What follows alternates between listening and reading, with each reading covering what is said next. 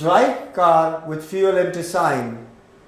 Now there are many people I have seen that they are driving the vehicle for long kilometers. They are going far away from their residential place, and every day they commute to the office to and fro. The fuel gauge shows that the fuel is getting emptied liter by liter, but then once they hit that red mark, probably once the bulb is on, probably where the red mark is also almost halfway through, then they suddenly panic whether I'll be able to reach my office before the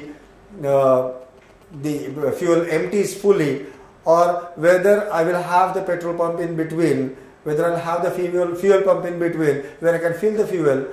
They are worrying, they are sweating, they are constantly in the tensions what will happen.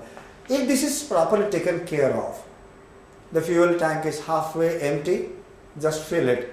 Why wait till it shows the red sign? The fuel tank is nearing empty. Wherever it's possible, the nearest petrol pump, nearest diesel pump, just go there, fill the fuel and go. Why are you unnecessarily sweating? This kind of attitude is taking you nothing but towards the losing game of life. The working for long hours, but that too unproductively.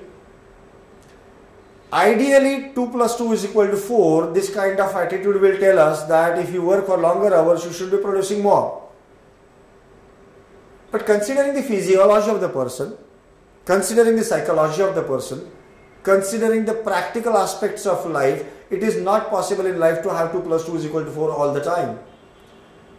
If your work starts at 9:30 in the morning, you work normally till 5:30 in the evening, and suppose you work today for 2 hours more, you are not going to proportionately produce more productivity. The productivity is going to come down as the fatigue starts entering into your life, as the tiredness starts entering into your life, as the physical discomforts start entering your life. That point in time, the long working hours are not going to produce the mathematical calculations of double productivity, triple productivity, etc. So working for long hours, but these people who are on the verge of losing the game, they show an attitude that even if they work for longer hours, that their productivity is very dismal, very much low. Now say yes when you actually want to say no. Now are you one of those people? Can you just identify with yourself and just find out, has it happened anytime in your life that you actually wanted to say yes, you said no, you actually wanted to say no, but you said yes?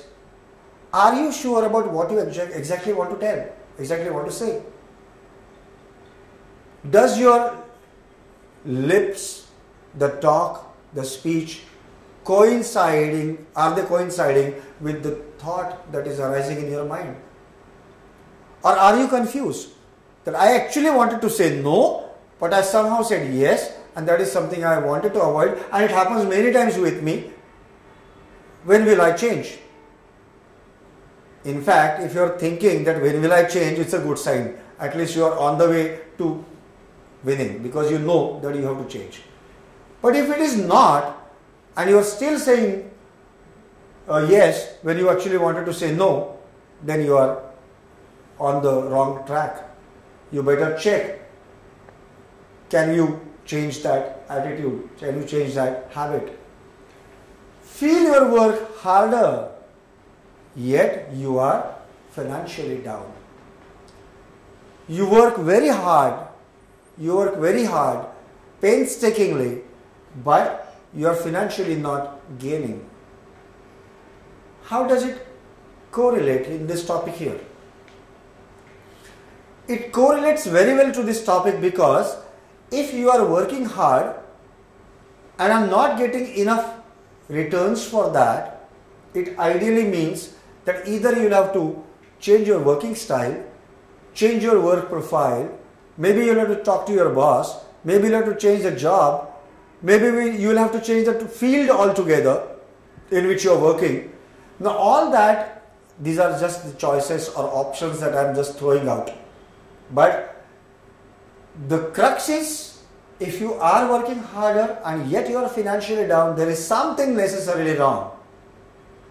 This cannot be simple calculation. In everybody's life, people work hard and yet do not get money is not something that people expect. If you are doing it, if it is happening in your life, you better check into it. You love your family, and everybody does. Everybody does. I love my family too. I'm sure you are loving your family as well. Even if you are staying alone, working in your company, away from your home is somewhere quite farther, miles and miles away, hundreds of miles away from this place. Even then, you love your family, aren't you? Now, if you love your family, ideally you must be expecting that I must be able to spend some quality time with my family. If I am not able to spend quality time with my family, who I am working for? Is it only for me? Is it that the money only counts in life? Is it that the stable job only counts in life? Don't we have a social life? Don't we have a personal life? If you love your family but are able to give very little time to them, then probably you'll have to think of various options available to you, various choices available to you. Is it happening that you yell at your children, or considering you are not yet married, probably you yell at your siblings, younger ones? You do that and then later on you feel guilty about it. Oh God, I shouldn't have done that. I shouldn't have yelled on my younger brother. I shouldn't have yelled on my children. Probably he also might be right. I was into a different mood, a different mindset, and that probably made me yell. But that's something wrong. And now you feel guilty about it. If you feel guilty about that, but you don't stop yelling, most of the times you do that and yet keep feeling guilty about it, then probably you are losing the plot. Just check, this point is very crucial. Are you one who need caffeine to boost?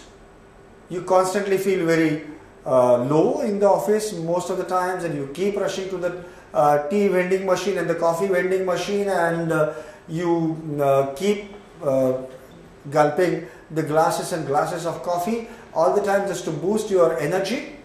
And when you go back before retiring, you need to depend on contents like alcohol just to cool you down, because you have boosted your energy up the whole day by inserting caffeine to your stomach all the time, and now you want to cool down with some kind of alcohol because otherwise you can't sleep also well.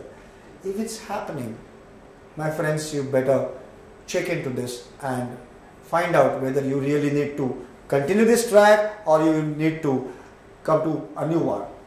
Now, you have noted these questions, and if you have answered yes to at least 1/3 of these questions, at least 1/3 of these questions are answered as yes by you, then you are welcome to the League of Human Fraternity, losing the game of life.